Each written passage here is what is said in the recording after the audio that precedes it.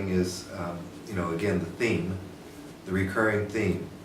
Knowledge is king, knowing the right diagnosis. You have to be sure you know exactly what you're treating. I said the beauty of today is there are very few new diseases. So whatever you have, someone's had it before, and someone's treated it, and they probably documented what works and doesn't work. But you have to know exactly what you're treating, and sometimes it comes down to surgery. The most common things that we treat in the knee, in younger people, the meniscus. They're two little shock absorbers, two little discs that sit on the top of the tibia. They're cartilage, but you think of them as a plastic disc. They absorb shock. When you move and twist and turn, they keep one bone from jumping out of place like a door stop. They form a nice suction fit, but the meniscus, because it does all of those things and it's soft, it tears. So for meniscus injuries, almost always, once you identify it, you go in with a little tiny TV camera and remove the torn piece.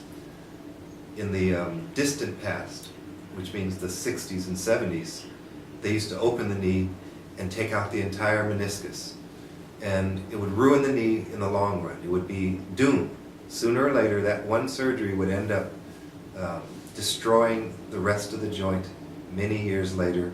Now we just take out the torn piece to keep it from scratching up the articular cartilage or the smooth surface. You don't want the meniscus to tear up the articular cartilage.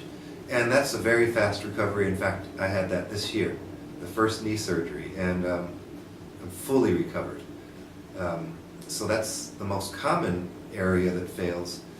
But later, the much more common problem that all of us will probably face if we live to be 90 is the cartilage on the end of the bone wears away.